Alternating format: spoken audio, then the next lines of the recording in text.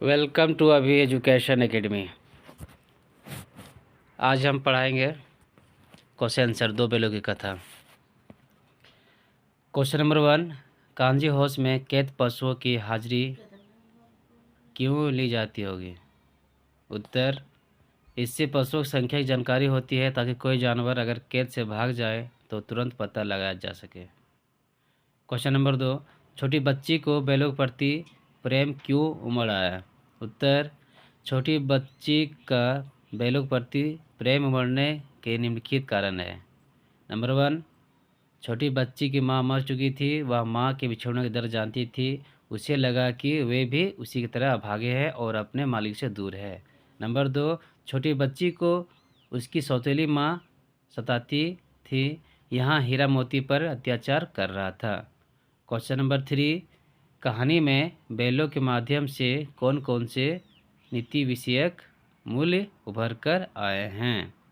इसका उत्तर होगा नंबर 1, दो बैलों की कथा के माध्यम से लेखक ने पशुओं तथा मनुष्यों के बीच भावनात्मक संबंधों का वर्णन किया है। Question number 2, question answer number 2, इस कहानी में स्वतंत्रता के मूल्य की बात कही गई। स्वतंत्र रहना किसी भी प्राणी का जन्मसिद्ध अधिकार है, फिर चाहे वो मनुष्य हो या पशु। स्वतंत्रता कभी सहजता से नहीं मिलती, हमें इसके लिए संघर्ष करना पड़ता है। आंसर 3, इस कहानी में बार बार बैलों के माध्यम से प्रेमचंद ने यह नीति विषयक मूल्य हमारे सामने रखा है। समाज में नारी का स्थान सर्वोपरि है तथा हमें उनका सम्मान करना चाहिए। क्वेश्चन नंबर 4 में क्वेश्चन है, प्रस्तुत कहानी में प्रेमचंद ने गधे की किन स्वभावगत विशेषताओं के आधार पर उसके प्रति रूढ़ अर्थ मूर्ख का प्रयोग न कर किसी नए अर्थ की ओर संकेत किया है?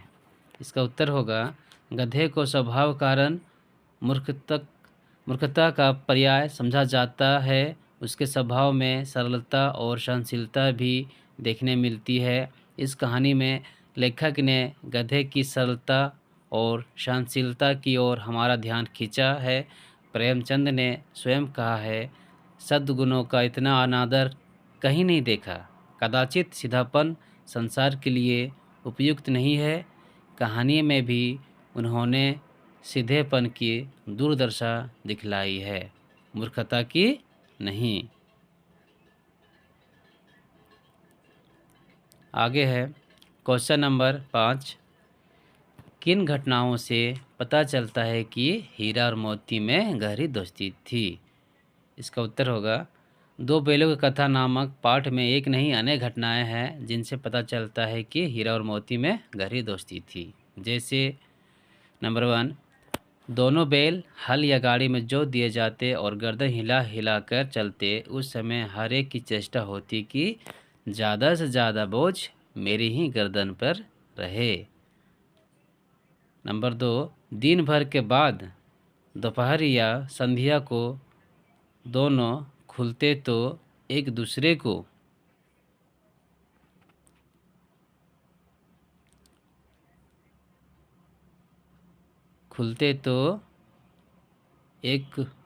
को चाट चाट कर अपनी थकान मिटा लिया करते। नांद में खल्ली भूसा पड़ जाने के बाद दोनों साथ उठते, साथ नांद में मुंह डालते और साथ ही बैठते थे। एक मुंह हटा लेता तो दूसरा भी हटा लेता। नंबर 3, मटर खाते समय मोती के पकड़े जाने पर हीरा भी वापस आ गया और दोनों ही कांजी हाउस में बंदी बनाए गए। क्वेश्चन नंबर 6, लेकिन औरत जात पर सिंह चलाना मना है, या भूल जाते हो? हीरा के इस कथन के माध्यम से स्त्री के प्रति प्रेमचंद के दृष्टिकोण को स्पष्ट कीजिए। इसका उत्तर है, प्रेमचंद के मन में नारी जाति के प्रति सम्मान की सब भावना थी। नारी का स्थान समाज में सर्वोपरि है, वह पूजनीय है, इसीलिए नारी पर प्रहार करने को अमानवीय कहा गया है। प्रेमचंद ने अपनी रचनाओं में स्त्री पात्र का आदर्श रूप प्रस्तुत किया है तथा इन्होंने स्त्री प्रधान रचनाएं भी की है। इससे यह स्पष्ट है कि नारी के प्रति प्रेमचंद का दृष्टिकोण अत्यंत व्यापक है। क्वेश्चन नंबर 7 का है क्वेश्चन, किसान जीवन वाले समाज में पशु और मनुष्य की आपसी संबंधों का कहानी में किस तरह व्यक्त किया गया है। उत्तर आगे है।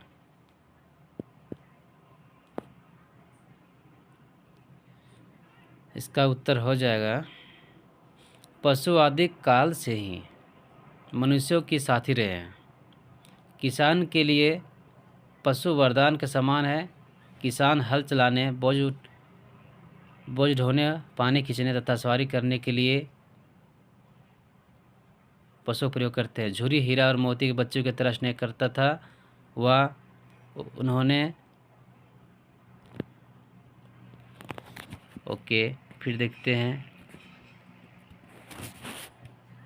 7 हो गया। नंबर 8 क्वेश्चन में थोड़ा स्टॉप कर देख लीजिएगा।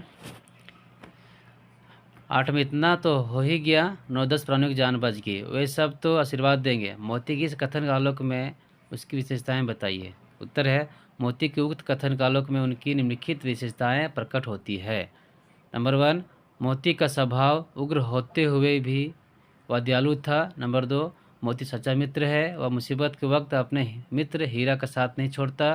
नंबर 3, मोती परोपकारी है, तभी तो वह कांजी हाउस में बंद जानवरों जान बचा पाता। मोती साहसी है, वह हीरा की मदद से सांड को पराजित करता।